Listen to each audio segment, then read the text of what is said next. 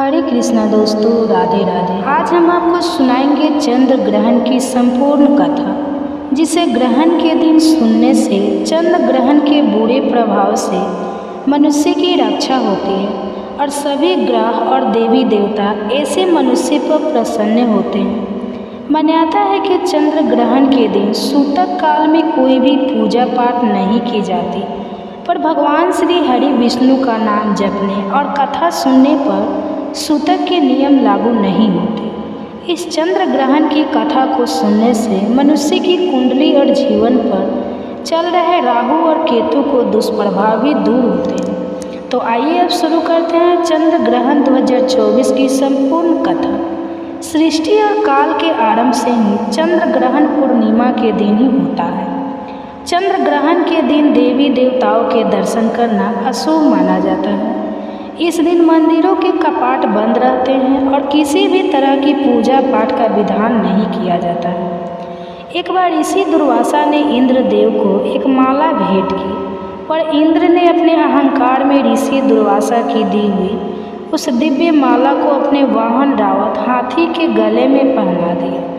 अपनी दी हुई माला का ऐसा अपमान और इंद्रदेव का ऐसा अहंकार देखकर दुर्वासा ऋषि को बहुत क्रोध आया और क्रोध में दुर्वासा ऋषि ने इंद्रदेव को श्राप दे डाला कि जा इंद्र, तुझे जिस धन संपत्ति स्वर्ग श्री और लक्ष्मी पर इतना अहंकार है सब नष्ट हो जाएगा, विलुप्त हो जाएगा और विष्णु समेत सभी देवी देवता श्रीहीन हो जाएंगे। दुर्वासा ऋषि का ऐसा श्राप देते ही पूरा स्वर्ग और सारे देवी देवता सभी श्रीहीन हो गए और लक्ष्मी माता भी विलुप्त हो गई।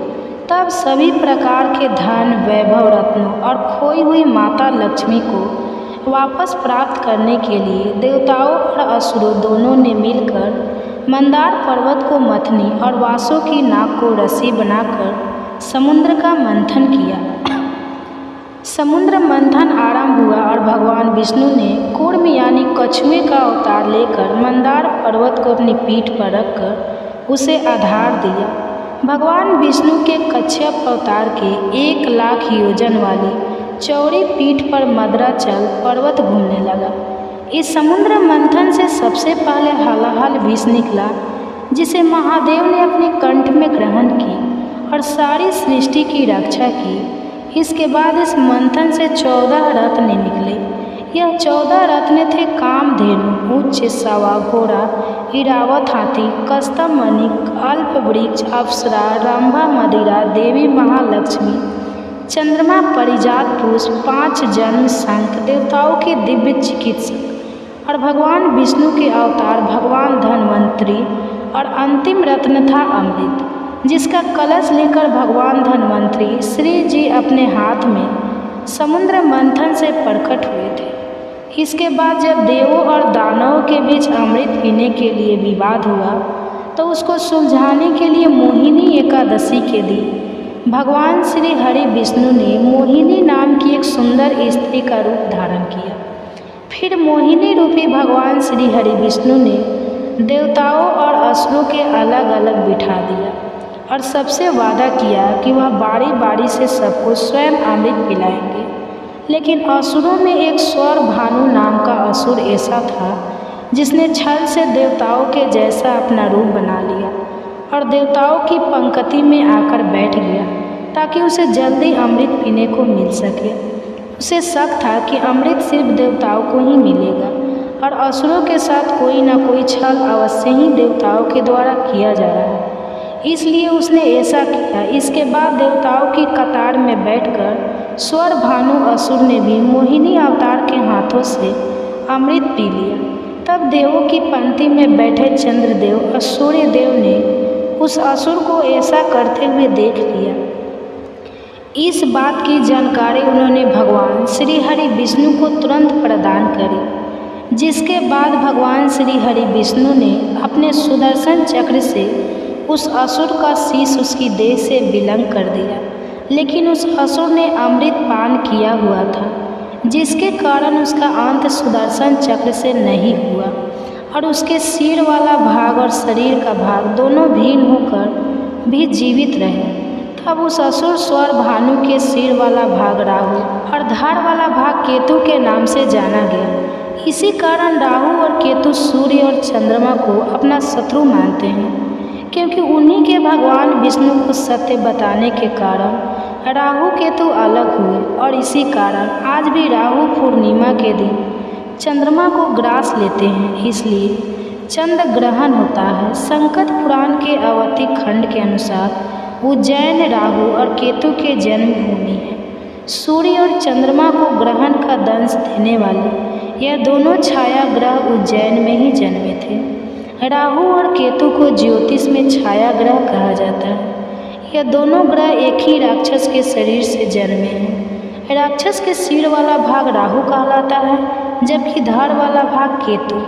ब्रह्मा जी ने ही असुर स्वर भानु के सिर को एक सर्प के शरीर से जोड़ दिया था, तब यह शरीर ही राहु कहलाया और उसके शेष शरीर को एक सर्प के सिर से जोड़ दिया गया था, जिसे आज हम केतु के नाम से जानते हैं। कुछ ज्योतिषी ने रहस्यवादी ग्रह भी मानते हैं। यदि किसी की कुंडली में राहु और केतु गलत स्थानों पर हो तो उसके जीवन में भूचाल ला देते हैं। यह इतने प्रभावशाली ग्रह होते हैं कि सूर्य और चंद्रमा पर ग्रहण भी इन्हीं के कारण लगता है। तो आइए अब जानते हैं ग्रहण के नियम और ग्रहण के समय में प्राचीन काल से क्या करना शुभ और क्या होना बिल्कुल अशुभ बताया गया है। ग्रहण के दौरान सुई में धागा नहीं लगाया जाता है, कुछ भी छीलन या काटना नहीं चाहिए। चंद्र ग्रहण के दौरान भोजन बनाना और खाना, इन दोनों कामों से आपको परहेज करना चाहिए। ग्रहण के वक्त में हर पीने की वस्तु, दूध आदि में कुश या तुलसी की पत्ती डालनी चाहिए ताकि वह पवित्र ना हो, और उन्हें ढक कर रख देना चाहिए। ग्रहण काल के दौरान किसी भी देवी देवता की मूर्ति को स्पर्श नहीं करना चाहिए, ना ही मंदिर के प्रवेश करना चाहिए। साथ ही ग्रहण के दौरान किसी भी धराधार वस्तु का प्रयोग भी बिल्कुल नहीं करना चाहिए। गर्भवती महिलाओं को विशेषकर चंद्र ग्रहण के दौरान बाहर नहीं निकलना चाहिए। चंद्र ग्रहण के दौरान आपको संयम रखकर भगवान के मंत्रों का जाप करना चाहिए। चंद्र ग्रहण के दौरान गर्भवती महिलाओं को अपना विशेष ख्याल रखना चाहिए। उन्हें किसी भी तरह का काम नहीं करना चाहिए। ग्रहण के दौरान गर्भवती महिलाओं को विशेष तौर पर रसोई घर के काम नहीं करना चाहिए। गर्भवती महिला के वातावरण से चंद्र ग्रहण के नकारात्मक तत्वों को दूर करने के लिए कमरे के बाहर गाय के गोबर या गेरू से टूटे हुए क्रॉस का निशान बनाना जरूरी है। गर्भवती महिलाओं को घर से बाहर नहीं निकलना चाहिए और ना ही सीधे चंद्र ग्रहण को देखना चाहिए।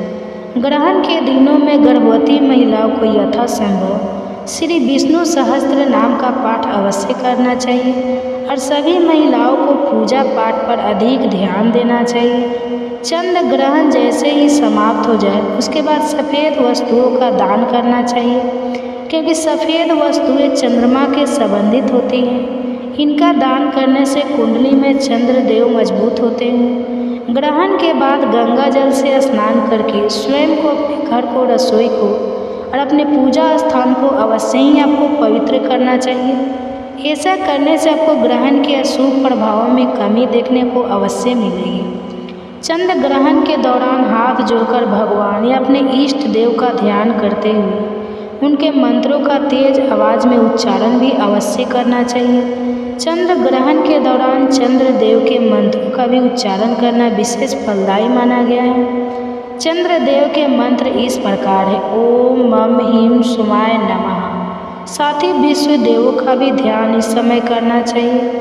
20 देवों में 10 प्रकार के देवता सम्मिलित होते हैं। इनमें देव इंद्र, अग्निदेव, सोमदेव, त्वष्टा देव, रुद्र देव, पखान देव, विष्णु भगवान, अश्विनी देव, मिद्रा वरुण देव और अंगिरस देव शामिल हैं। इन सबका मंत्रों के साथ इस प्रकार से ध्यान करना चाहिए: ओम इंद्रानाय नमः, ओम अग्नियाय नमः, ओम सोमाय नमः, ओम त्वष्टा नमाय नमः, ओम रुद्राय नमः, ओम पखना नमः, ओम विष्णु नमः, ओम अश्विनी नमः, ओम मित्रा वरुणा नमः, ओम अंगिरसाय नमः। इस प्रकार से आपको सभी विश्व देवों का ध्यान अवश्य करना चाहिए। अगर आपको चंद्र ग्रहण की यह संपूर्ण कथा पसंद आई तो चंद्र ग्रहण के दिन इसे अपने मित्रों और संबंधियों के साथ शेयर करना ना भूलें और इसी प्रकार की रोचक और अनसुनी कथाओं को प्रतिदिन सुनने के लिए हमारे चैनल को सब्सक्राइब करना ना भूलें। हरे कृष्ण। धन्यवाद। मूर्छित हो जाते हैं और विलाप प्रताप करने लगते हैं। तब यमदूत उन्हें साकल में बांधकर घसीटते और निर्भय होकर डंडों से पीटते हैं, साथ ही डांटते फटकार कर भी रहते हैं। होश में आने पर वे खून से लथपथ होकर पग-पग पर लड़खड़ाते हुए दक्षिण द्वार को जाते हैं। रास्ते में कहीं तीखे कांटे होते हैं और कहीं छूर की धारा के समान तीखे पत्थरों के टुकड़े बिछे होते हैं। कहीं कहीं कीचड़ ही कीचड़ भरी रहती है और कहीं कहीं ऐसे गड्ढे होते हैं जिनको पार करना असंभव सा होता है। कहीं कहीं लोहे की सुई के समान कीलें गड़ी होती हैं। कहीं वृक्षों से भरे हुए पर्वत होते हैं जो किनारों पर झरने गिरने रहते हैं, बड़ा दुर्गम लगते हैं। और कहीं कहीं पर तपे हुए अंगारे बिछे होते हैं। ऐसे मार्ग से दुखी होकर पापी जीवों को यात्रा करनी पड़ती है। कहीं दुर्गम गर्त, कहीं चिकने ढेले, कहीं तपाई हुई बालू और कहीं तीखे कांटे होते हैं। कहीं दावनल जलता रहता है, कहीं तपिसी जमी हुई बर्फ, कहीं पर इतनी अधिक बालू है कि उसी मार्ग से जाने वाला जीव उसमें गले तक डूब जाता है। कहीं दूषित जल से और कहीं कंडे की आग से वह मार्ग भरा रहता है। कहीं पर सिंह, भेड़िए, बाघ, डांस और भयानक कीड़े डेरा डाले रहते हैं। कहीं कहीं बड़ी बड़ी जोके और अजगर पड़े रहते हैं। भयंकर मक्खियाँ, विषैले सांप और दुष्ट और बलोदमत हाथी उन्हें सताया करते हैं। खूर के रास्ते को खोदते हुए तीखे सींगों वाले बड़े बड़े सांड, भैंसे और मतवाले ऊँट सबको कष्ट देते हैं। भयानक डायने और भीषण रोगों से पीड़ित होकर जीव उस मार्ग से यात्रा करते हैं। कहीं धूल मिश्रित प्रचंड वायु चलती है जो पत्थरों की वर्षा करके साथ ही भयंकर उल्कापात होते रहते हैं और जलते हुए अंगारों की वर्षा हुआ करती है, जिससे जलते हुए पापी जीव आगे बढ़ते हैं। कभी जोर जोर से धूल की वर्षा होने के कारण उनका शरीर भी भर जाता है और जीव रोने लगते हैं। मेघों की भयंकर गड़गड़ाहट से बारंबार दुख पहुंचता रहता है। पान वर्षा से घायल हुए शरीर पर नमकीन जल की धारा गिराई जाती है और उसकी पीड़ा सहन करते हुए जीव आगे बढ़ते हैं। कहीं कहीं पर बहुत शीतल हवा चलने के कारण अधिक सर्दी लगती है, तो कहीं रूखी और कठोर वायु का सामना भी करना पड़ता है। इससे पापी जीवों के अंग अंग में बीवाई फट जाती है, वे सूखने और सिकुड़ने लगते हैं। ऐसे मार्ग से जहाँ ना तो राह खर्च के लिए कुछ मिल पाता है, ना कोई सहारा ही दिखाई देता है। पापी जीवों को यात्रा करनी पड़ती है। सब और निर्जल और दुर्गम प्रदेश दिखाई देता है। बड़े परिश्रम से पापी जीव यमलोक तक पहुँच पाते हैं।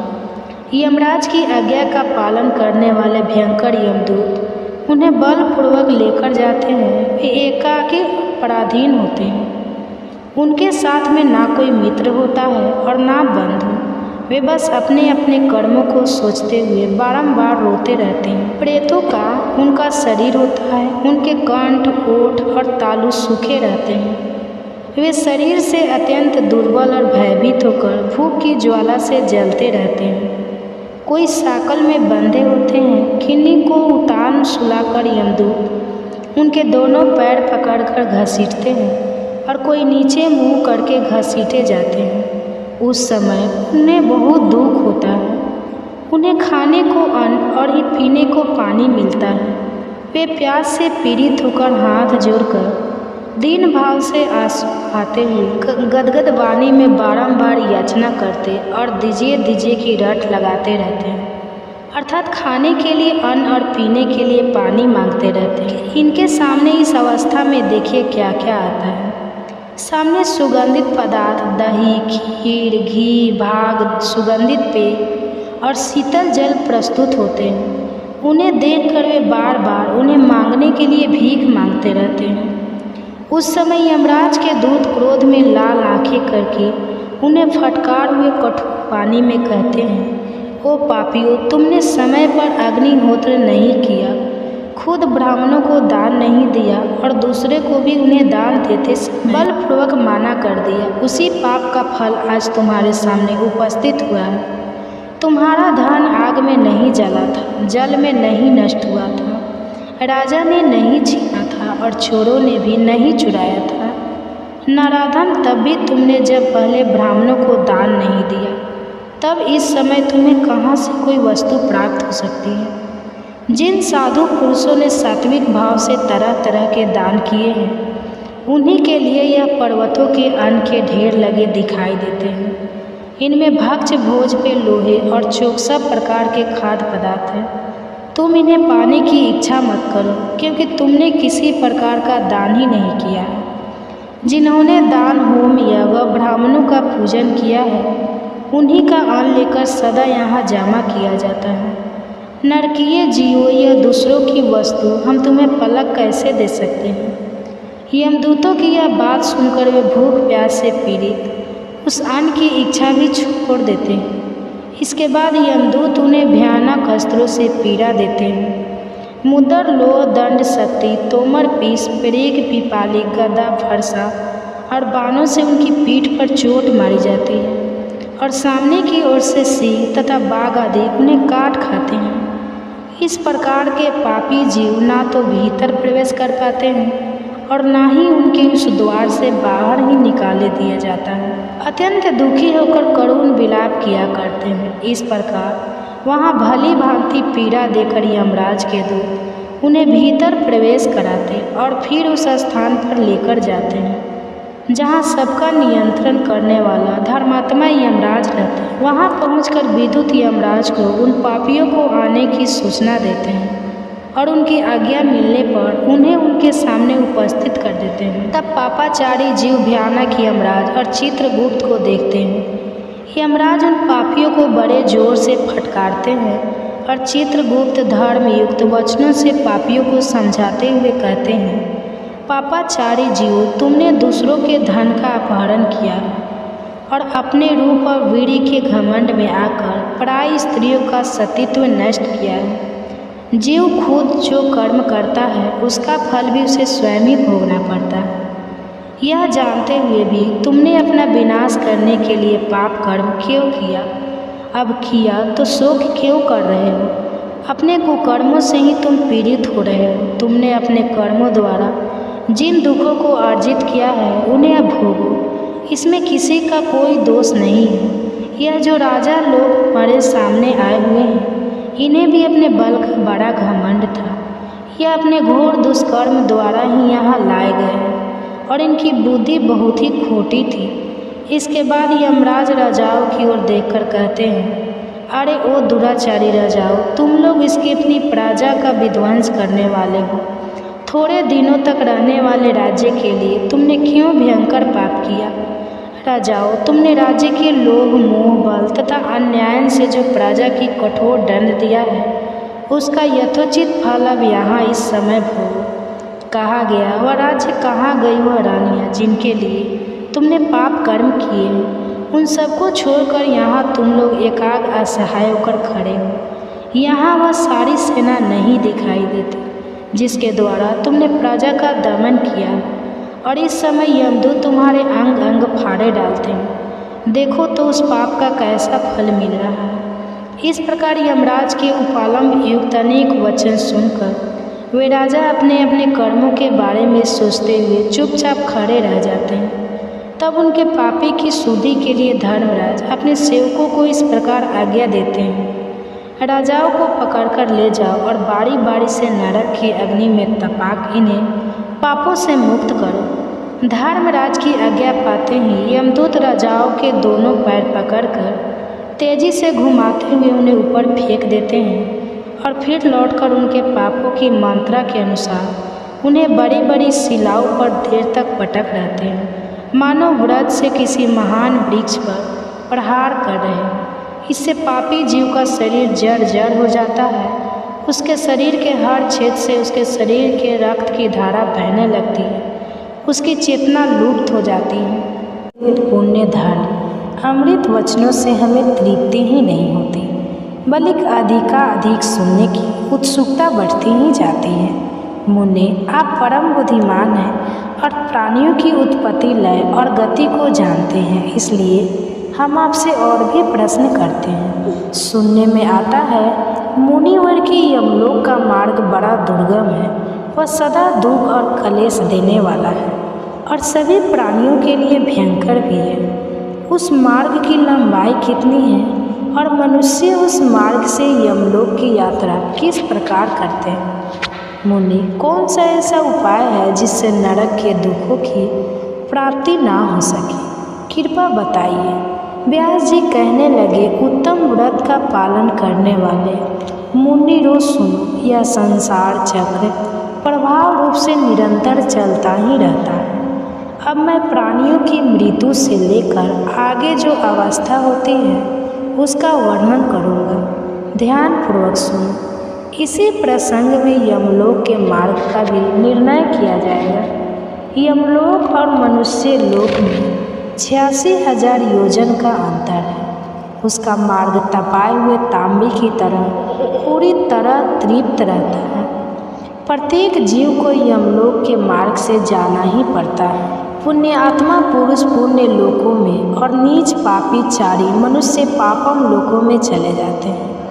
यमलोक में भी 22 नरक है, जिनके भीतर पापी मनुष्य को अलग अलग यातनाएं दी जाती हैं। उस नरकों के नाम यह है: रख, रौद्र, शुकर, ताल कुंभी, पाक नरक, महागर, सालमल, विमोम, किटाभी भक्ष, लाला भक्ष, भ्रमपी, बहाने वाली नदी, रक्त बहाने वाली नदी, जल बहाने वाली नदी, अग्नि ज्वाला, महारुद्र, सदम्भ सून, भोजन घोर, वैतरणी और आसपत्र वन यमलोक के रास्ते में ना तो कहीं वृक्ष की छाया है, न तालाब और पोखरे हैं, न बावड़ी है, न पुष्करणी है, न कुएं है, न फसलें हैं, धर्मशाला भी नहीं है, मंडप नहीं है, न घर है, न नदी और पर्वत है, और ठहरने के योग्य तो कोई स्थान है ही नहीं जहाँ अत्यंत में पड़ा हुआ थका मंदा जीव विश्राम कर सके। उस महान मार्ग पर सभी पापियों को निश्चय ही जाना पड़ता है। जीव की यहाँ कितनी आयु निश्चित की गई है, उसका पूरा भोग हो जाने पर इच्छा ना रहते हुए भी उसे प्राणों का त्याग करना ही पड़ता है।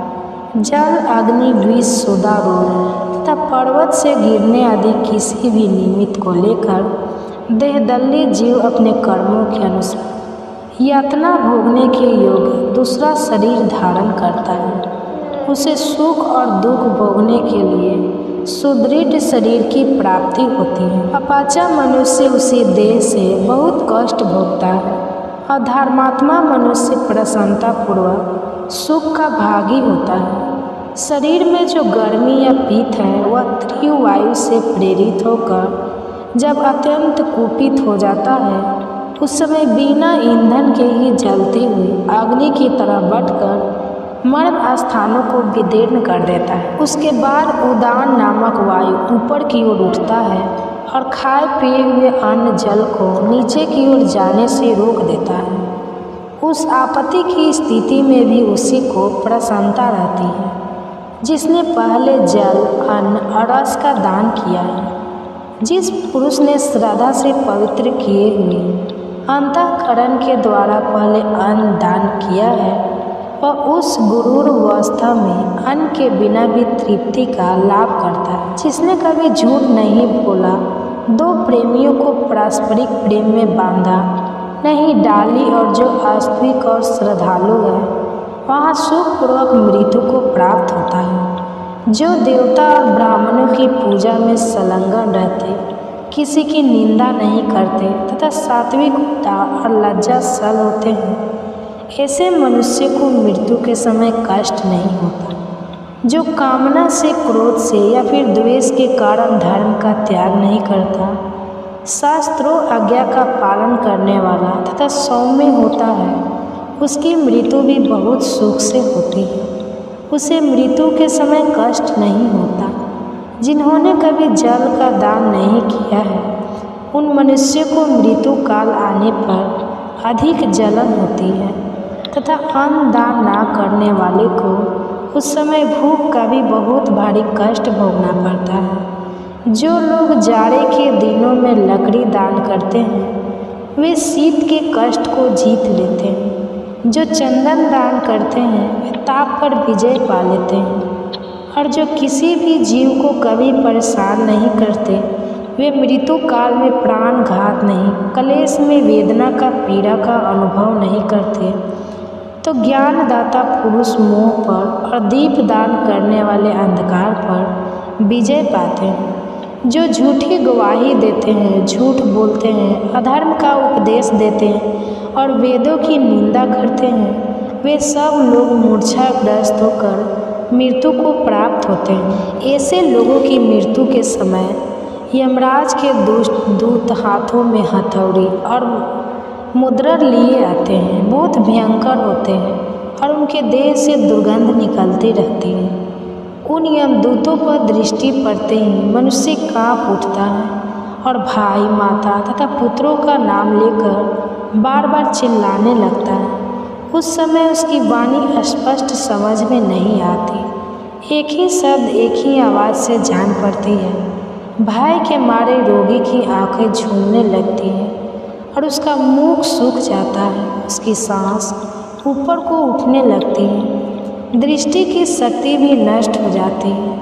फिर वह अत्यंत पीड़ा से पीड़ित होकर उस विशाल शरीर को छोड़ देता है और वायु के सहारे चलता हुआ वैसे ही दूसरे शरीर को धारण कर लेता है, जो रूप, रंग और अवस्था में पहले शरीर के समान ही होता है। वह शरीर माता पिता के गर्भ से संपन्न नहीं, कर्मों से होता है और यातना भोग करने के लिए ही मिलती है। उसी से यातना भोगनी पड़ती है। इसके बाद यमराज के दूत जल्दी ही उसे दारुण पासों से बांध लेते हैं। मृत्यु काल आने पर जीव को बड़ी पीड़ा, बड़ा दर्द होता है, जिससे वह अत्यंत व्याकुल हो जाता है। उस समय सब भूतों से उसके शरीर का संबंध टूट जाता है। प्राण वायु कंठ तक आ जाती है और जीव शरीर से निकलते समय जोर जोर से रोता है। माता पिता, भाई, मामा, स्त्री, पुत्र, मित्र और गुरु सबसे नाता छूट जाता है। सभी संगे संबंधी नेत्रों में आंसू भरे दुखी होकर उसे देखते रह जाते हैं और वह अपने शरीर को त्याग कर यमलोक के मार्ग पर वायु रूप होकर चला जाता है। वह मार्ग अंधकार से भरा हुआ, अपार, अत्यंत भयंकर तथा पापियों के लिए अत्यंत दुर्गम होता है। यमदूत पास में बांधकर उसे खींचते और मुद्दत से पीटते हुए उस विशाल पथ पर ले जाते हैं। यमदूतों के अनेक रूप होते हैं। वे देखने में बड़े डरावने और सभी प्राणियों को भय पहुंचाने वाले होते हैं। उनके विकराल मुख, नासिका टेढ़ी, आँखें तीन, ठोड़ी कप और मुख फैले हुए तथा ओठ लंबे होते हैं। वे अपने हाथों में विकराल और भयंकर आयुध लिए रहते हैं। उन आयुध से आग की लपेटें रहती है। पास, सांकल और डंडे से भय पहुंचाने वाले महाबली महाभयंकर यम किंकर यमराज की आज्ञा से प्राणियों की आयु समाप्त होने पर उन्हें लेने के लिए आते हैं। जीव यातना भोगने के लिए अपने कर्म के अनुसार जो भी शरीर ग्रहण करता है उसे ही यमराज के दूत यमलोक में ले जाते हैं। वे उसे काल पास में बांधकर पैरों में बेड़ी डाल देते हैं। बेड़ी की साकल ब्रज के समान कठोर होते हैं। किंकर क्रोध में भरकर उसे बंधे हुए जीव को तरह तरह से पीटते हुए ले जाते हैं। वह लड़खड़ा कर गिरता है, रोता है और हाय हाय कहकर बार बार चिल्लाता रहता है। तब भी जो दूषित कर्म वाले उस पापी को वे तीखे शूल, मुद्दत, खड्ग और शक्ति के प्रभाव और व्रज में भयंकर डंडों से घायल करके जोर जोर से डांटते हैं। कभी कभी तो एक एक पापी को अनेक यमदूत चारों ओर से घेर कर पीटते हैं। बेचारा जीव दुख से पीड़ित होकर, मूर्छित होकर इधर उधर गिरता पड़ता है। फिर भी वे दूत उस पर तरस नहीं खाते, उसे घसीट कर ले जाते हैं। कहीं भयभीत होते, कहीं दुख पाते, कहीं लड़खड़ाते और कहीं दुख से बहुत ज़ोर ज़ोर से चीखते चिल्लाते हुए जीवों को उस मार्ग से जाना पड़ता है। यमदूतों की फटकार पड़ने से वे बेचैन हो उठते हैं और भय से विवल होकर कांपते हुए शरीर से दौड़ने लगते हैं। यमलोक के मार्ग पर कहीं कांटे बिछे होते हैं, कुछ दूर तक तप हुई बालू मिलती है। जिन मनुष्यों ने एक दान नहीं किया है वे उस मार्ग पर चलते हुए पैरों से चलते हैं। जीवों की हिंसा करने वाले मनुष्य के सब और मरे हुए बकरों की लाशें पड़ी होती हैं, जिनकी जली और फटी हुई चमड़ी से मैदे और रक्त की दुर्गंध आती रहती है। वे पीड़ा से पीड़ित होकर जोर जोर से चीखते चिल्लाते हुए यम मार्ग की यात्रा करते हैं। शक्ति भिंदर खंडक तोमर बाण और तीखी नोक वाले शूल से उनका अंग अंग छेद दिया जाता है। कुत्ते, बाघ, भेड़िए और कौवे उनके शरीर का मांस नोच नोच कर खाते रहते हैं।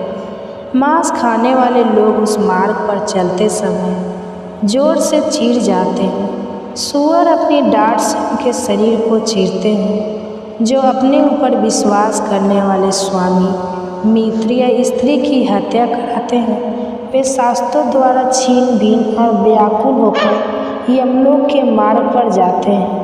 जो निरपराध जीवों को मारते हैं और मरवाते हैं वे राक्षसों के ग्रास बनकर उस मार्ग से यात्रा करते हैं। जो प्राय स्त्रियों के वस्त्र उतारते हैं वे मरने पर नंगे करके दौड़ते हुए यमलोक मिलाए जाते हैं। जो दुरात्मा पापाचारी अन्य वस्त्र, सोने, घर और खेत का अपहरण करते हैं उन्हें यमलोक के मार्ग पर पत्थरों, लाठियों और डंडों से मारकर जड़ जड़ कर दिया जाता है और वे अपने हर अंग से रक्त बहाते हुए यमलोक में जाया करते हैं। जो नाराधाम नरक की परवाह ना करके इस लोक में ब्राह्मण का धन हड़प लेते हैं उन्हें मारते और गालियाँ सुनाते हैं। उन्हें सूखी लकड़ी में बांधकर उनकी आंखें फोड़ दी जाती है और नाक कान काट लिए जाते हैं। फिर उनके शरीर में पीप और रक्त पोत दिए जाते हैं तथा काल के समान गीध और गीदड़ उन्हें नोच नोच कर खाने लगते हैं।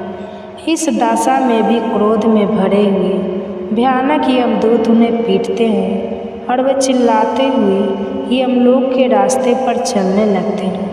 इस प्रकार वो मार्ग बड़ा ही दुर्गम और अग्नि के समान प्रज्वलित है। पापी मनुष्य दक्षिण मार्ग से यमपुरी में किस प्रकार प्रवेश करते हैं यह भी हम सुनना चाहते हैं। कृपया विस्तार पूर्वक बताइए। तब व्यास जी ने जो कुछ भी कहा उसका वृत्तांत आप सभी अगले अध्याय में जरूर सुनिए।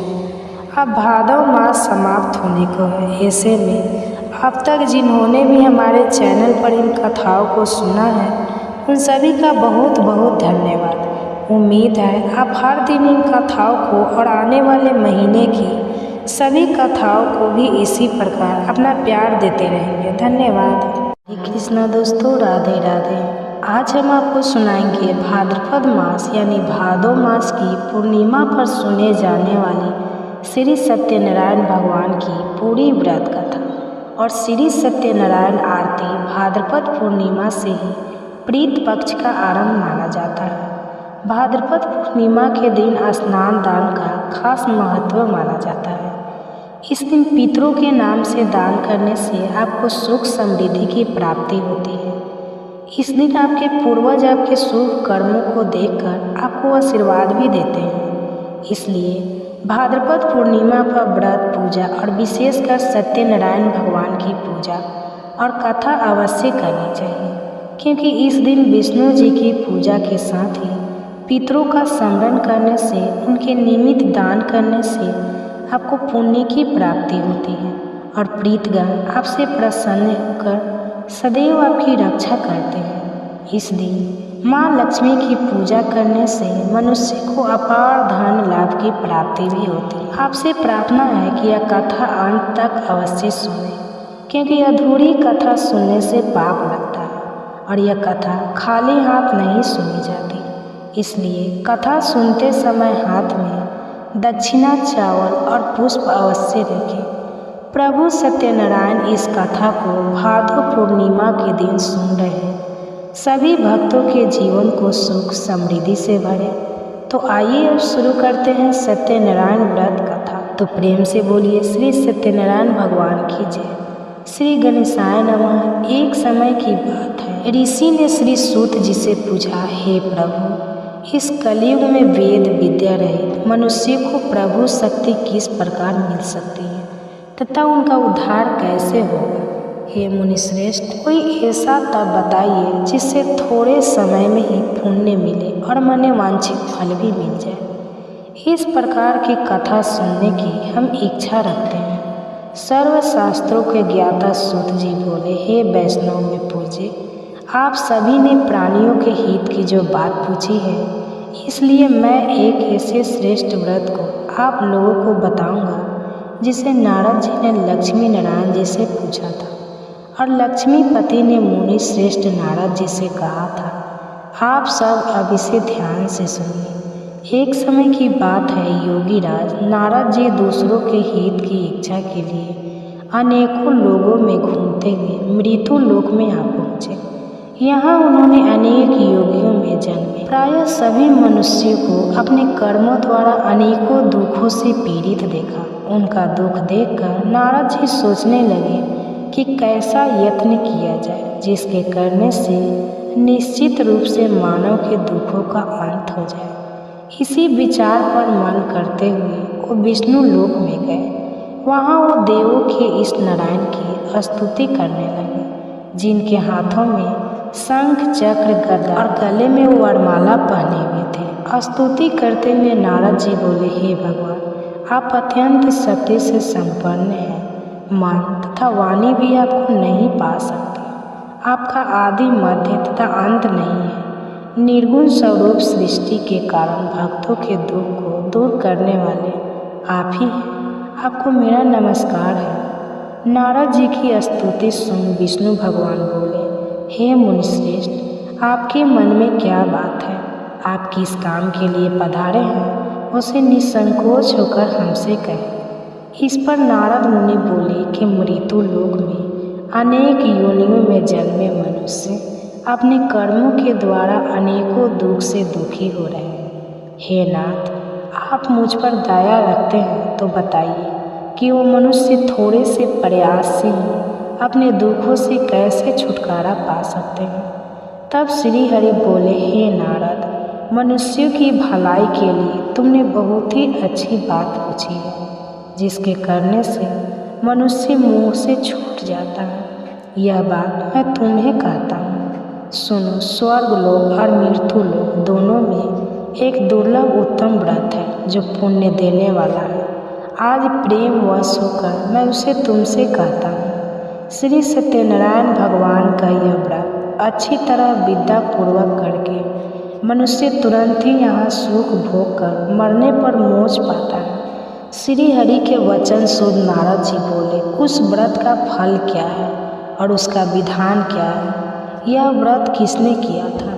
इस व्रत को किस दिन करना चाहिए? सभी कुछ विस्तार से बताएं। नारद की बात सुनकर श्री हरि बोले, दुख और सुख दूर करने वाला यह सभी स्थानों पर विजय दिलाने वाला व्रत है। मानव को शक्ति और श्रद्धा के साथ शाम को श्री सत्यनारायण की पूजा धर्म परायण होकर ब्राह्मणों और बंधुओं के साथ करनी चाहिए। भक्ति भाव से ही नैवेद्य केले का फल, घी, दूध और गेहूं का आटा सवाया ले गेहूं के स्थान पर साठी का आटा, शक्कर तथा गुड़ लेकर और सभी भक्षण योग्य पदार्थों को मिलाकर भगवान को भोग लगाए। ब्राह्मणों सहित बंधु बांधव को भी भोजन कराए। उसके बाद स्वयं भोजन करें। भजन कीर्तन के साथ भगवान की भक्ति में लीन हो जाए। इस तरह से सत्यनारायण भगवान का यह व्रत करने पर मनुष्य की सारी इच्छाएं निश्चित रूप से पूरी होती है। इस कली काल अर्थात कलयुग में मृत्यु में मोक्ष का यही एक सरल उपाय बताया गया है। श्री सत्यनारायण व्रत कथा का पहला अध्याय। भगवान की व्रत कथा का दूसरा अध्याय। सूत जी बोले, हे ऋषियों, जिसने पहले समय में इस व्रत को किया था उसका इतिहास कहता हूँ। ध्यान से सुनो। सुंदर काशीपुरी नगरी में एक अत्यंत निर्धन ब्राह्मण रहता था। वह भूख प्यास से परेशान होकर धरती पर घूमता रहता था। ब्राह्मणों से प्रेम करने वाले भगवान ने एक दिन ब्राह्मण का वेश धारण करके उसके पास जाकर पूछा, हे विप्र, नित्य दुखी होकर तुम पृथ्वी पर क्यों घूमते हो? दीन ब्राह्मण बोला, मैं निर्धन ब्राह्मण हूँ, भिक्षा के लिए धरती पर घूमता हूँ।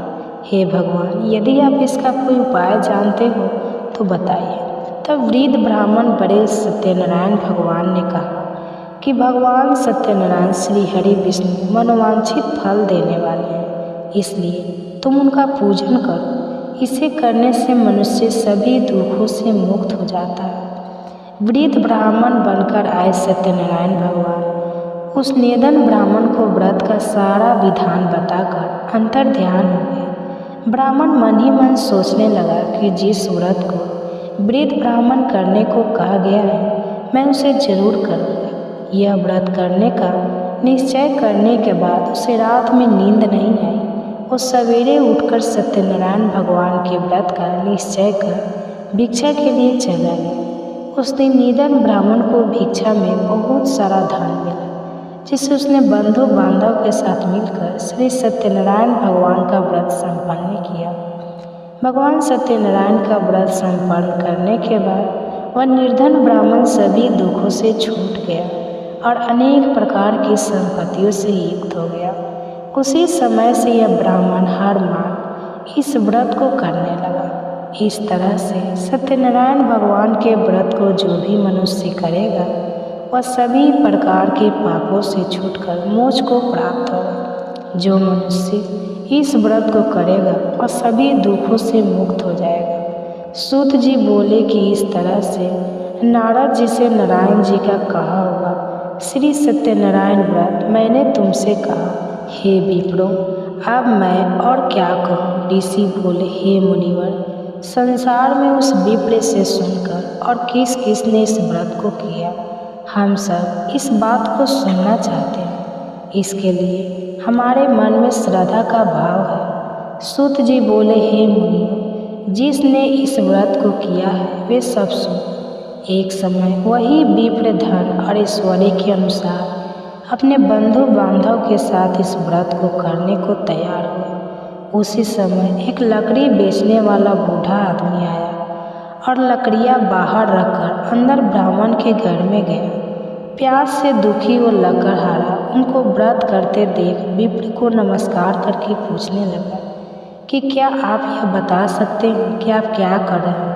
तो उन्होंने बताया कि हम व्रत कर रहे हैं तथा इसे करने का क्या फल मिलेगा। तब उन्होंने ऐसा पूछा तो उन ब्राह्मण ने बताया कि सब मनोकामनाओं को पूरा करने वाला यह सत्यनारायण भगवान का व्रत है। इनकी कृपा से ही मेरे घर में धन धान्य आदि की वृद्धि हुई है। विप्र से सत्यनारायण व्रत को जानने के बाद लकड़हारा बहुत प्रसन्न हुआ और चरणामृत लेकर और प्रसाद खाने के बाद अपने घर गया। लकड़हारे ने अपने मन में संकल्प किया कि आज लकड़ी बेचने से जो धन मिलेगा उसी से वह सत्यनारायण भगवान का उत्तम व्रत करेगा। मन में इस विचार को लेकर बूढ़ा आदमी सिर पर लकड़ियाँ रखकर उस नगर में बेचने गया जहाँ धनी लोग ज़्यादा रहा करते थे। उस नगर में उसे अपनी लकड़ियों का दाम पहले से 4 गुना अधिक मिलता है। बूढ़ा प्रसन्नता के साथ दाम लेकर केले, शक्कर, घी, दूध, दही और गेहूं का आटा लेकर और सत्यनारायण भगवान के व्रत की अन्य सामग्रियाँ लेकर अपने घर गया। वहाँ उसने अपने बंधु बांधव को बुलाकर विधि विधान से सत्यनारायण भगवान का पूजन और व्रत किया। इस व्रत के प्रभाव से वह बूढ़ा लकड़हारा धन, पुत्र आदि से युक्त होकर संसार के समस्त सुख भोग कर अंतकाल में वैकुंठ धाम को चला गया। श्री सत्यनारायण व्रत कथा का दूसरा अध्याय संपूर्ण। तो बोलिए श्री सत्यनारायण भगवान की जय। श्री सत्यनारायण भगवान की व्रत कथा का तीसरा अध्याय। सुत जी बोले, हे श्रेष्ठ मुनियों, अब आगे की कथा कहता हूँ। पहले समय में अलकामुख नाम का एक बुद्धिमान राजा था। वो सत्यवक्ता और जितेंद्रिय था। प्रतिदिन देव स्थानों पर वो जाता और निर्धनों को धन देकर उनके कष्टों को दूर करता था। उनकी पत्नी कमल के समान मुख वाली तथा सती साध्वी थी। भद्र सलाला नदी के तट पर उन दोनों ने ही सत्यनारायण भगवान का व्रत किया। उसी समय साधु नाम का एक वैश्य आया। उसके साथ व्यापार करने के लिए बहुत सा धन भी था।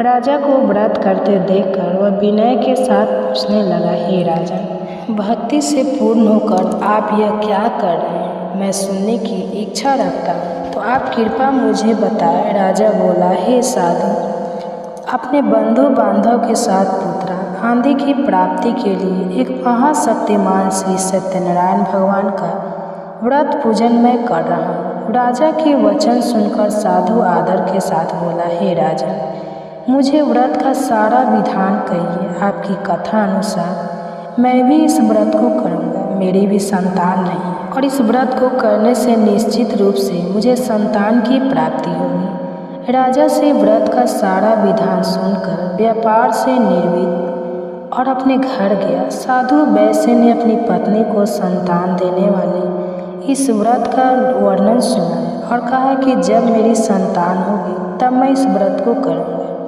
साधु ने इस तरह के वचन अपनी पत्नी लीलावती से कहा। एक दिन लीलावती पति के साथ आनंदित हो सांसारिक धर्म में प्रवृत्त होकर सत्यनारायण भगवान की कृपा से गर्भवती हो गई। 10वें महीने में उसके गर्भ से एक सुंदर कन्या ने जन्म लिया। दिनों दिन वह ऐसे बढ़ने लगी जैसे शुक्ल पक्ष का चंद्रमा बढ़ता है। माता पिता ने अपनी कन्या का नाम कलावती रखा।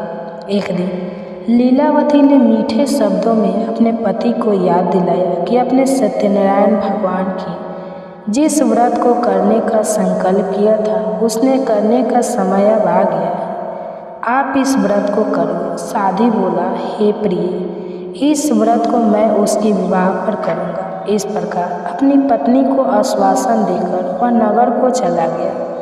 कलावती पिता के घर में रहकर रिद्धि को प्राप्त हो गई। साधु एक बार नगर में अपनी कन्या को सखियों के साथ देखा तो तुरंत ही दूत को बुलाया और कहा कि मेरी कन्या के लिए योग्य वर देख कर आओ। साधु की बात सुनकर दूत कंचन नगर में पहुंचा और वहां देखभाल का लड़की के वनिक पुत्र को ले आया।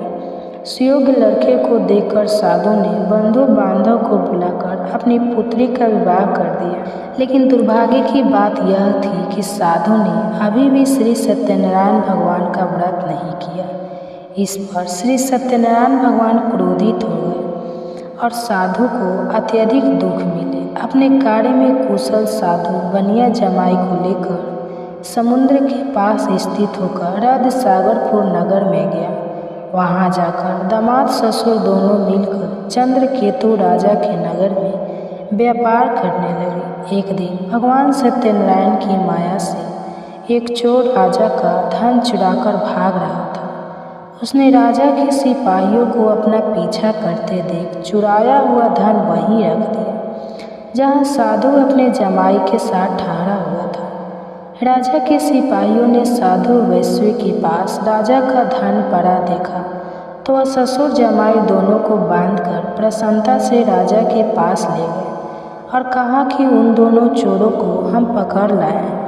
आप आगे की कार्यवाही की आज्ञा दें। राजा की आज्ञा से उन दोनों को कठिन कारावास में डाल दिया गया और उनका सारा धन भी छीन लिया गया। श्री सत्यनारायण भगवान के श्राप से साधु की पत्नी भी बहुत दुखी हुई। घर में जो धन रखा हुआ था उसे चोर चुरा कर ले गए। शारीरिक तथा मानसिक पीड़ा, भूख प्यास से अति दुखी होकर अन्न की चिंता में कलावती ब्राह्मण के घर गई। वहाँ उसने श्री सत्यनारायण भगवान का व्रत होते देखा। फिर कथा भी सुनी और प्रसाद ग्रहण कर रात को घर वापस आ गई। माता ने कलावती से पूछा कि हे पुत्री, अब तक तुम कहाँ थी? तुम्हारे मन में क्या है? कलावती ने अपने माता से कहा, हे माता, मैंने एक ब्राह्मण के घर में श्री सत्यनारायण भगवान का व्रत देखा है। कन्या के वचन सुनकर लीलावती भगवान के पूजन की तैयारी करने लगी। लीलावती ने परिवार बंधुओं सहित सत्यनारायण भगवान का पूजन किया और उनसे वर मांगा कि मेरे पति दादा जमाई शीघ्र ही घर वापस लौट आए। साथ ही यह प्रार्थना भी की कि हम सब आपका अपराध प्रभु क्षमा करें।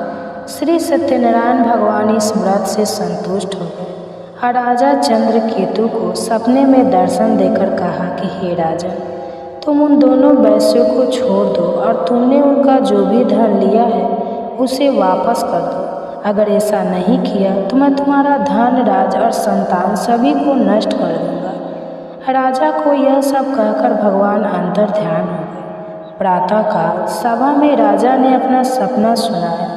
फिर बोले कि वणिक पुत्रों को कैद से मुक्त कर सभा में लाओ। दोनों ने राजा को प्रणाम किया। राजा मीठी वाणी में बोले, हे महानुभाव, भाग्य अशेषा कठिन दुख तुमने प्राप्त किया, लेकिन अब तुम्हें कोई भय नहीं है। ऐसा कहकर राजा ने उन दोनों को नए वस्त्र आभूषण भी दिए और जितना धन उनका लिया था उससे 2 गुना धन उन्हें वापस ज़्यादा कर दिया। फिर दोनों वैश्य अपने घर को चल दिए।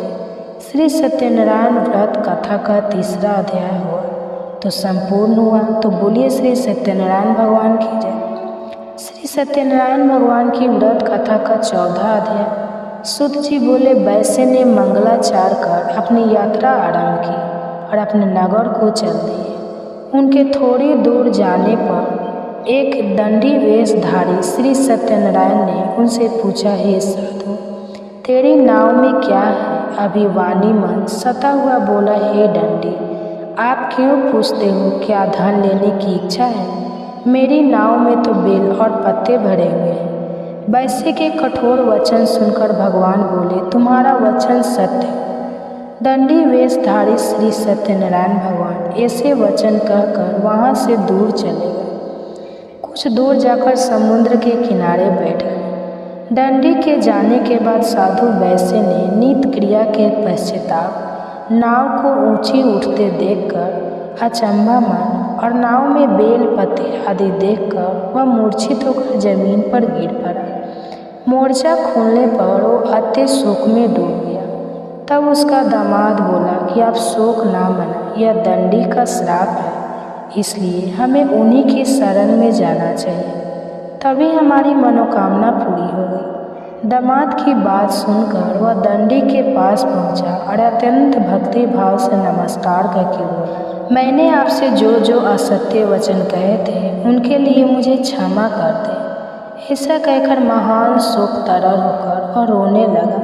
तब दंडी भगवान बोले, हे वाणिक पुत्र, मेरी आज्ञा से बार बार तुम्हें दुख प्राप्त हुआ है तो मेरी पूजा से विमुख हुआ। साधु बोला, हे भगवान, आपकी माया से ब्रह्मा आदि देवता भी आपके रूप को नहीं जानते। तब मैं तो अज्ञानी हूँ, मैं कैसे जान सकता हूँ? आप प्रसन्न हुई। अब मैं सामर्थ्य के अनुसार आपकी पूजा किया करूँगा। मेरी रक्षा करो और पहले के समान नौका में धन भर दो। साधु वैश्य के भक्तिपूर्वक वचन सुनकर भगवान प्रसन्न हो गए और उसकी इच्छा अनुसार वरदान देकर अंतर ध्यान हो गए। ससुर जमाई जब नाव पर आए तो नाव धन से भरी हुई थी।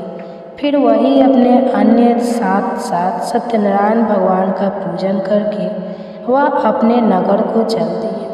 जब नगर के नज़दीक पहुँचे तो दूध को घर पर खबर करने के लिए भेज दिया गया।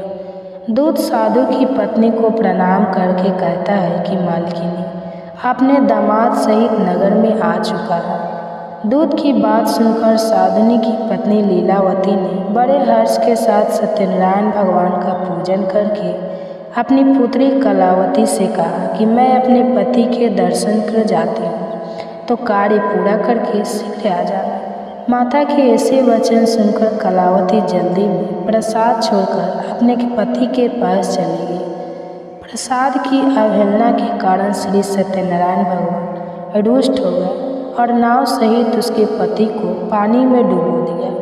कलावती अपने पति को वहां ना पाकर रोती हुई जमीन पर गिर गई। नौका को डूबा हुआ देखकर वह कन्या को रोता देखकर साधु दुखी होकर बोला, हे प्रभु, मुझसे तथा मेरे परिवार से जो भूल हुई है उसे क्षमा करें। साधु के दिन मंचर श्री सत्यनारायण भगवान ने सुने और भगवान प्रसन्न हो गए और आकाशवाणी हुई, हे साधु, तेरी कन्या मेरे प्रसाद को छोड़कर आई है, इसलिए उसका पति अदृश्य हो गया है। यदि वह घर जाकर प्रसाद खाकर लौटती है तो इसे उसका पति अवश्य मिलेगा। ऐसी आकाशवाणी सुनकर कलावती घर पहुंचकर प्रसाद खाती है और फिर आकर अपने पति को दर्शन करती है। उसके बाद साधु अपने बंधु बांधव सहित श्री सत्यनारायण भगवान का विधि विधान से पूजन करता है। इस लोक का सुख भोग कर वे अंत में स्वर्ग को जाता है। श्री सत्यनारायण व्रत कथा का 14 अध्याय पूर्ण हुआ। तो बोलिए श्री सत्यनारायण भगवान की जय। श्री सत्यनारायण भगवान की व्रत कथा का 5वां अध्याय। सूत जी बोले, हे ऋषियों, मैं एक और भी कथा सुनाता हूँ, उसे भी ध्यान पूर्वक सुनो। प्रजा पालन में लीन तुंगध्वज नाम एक राजा था।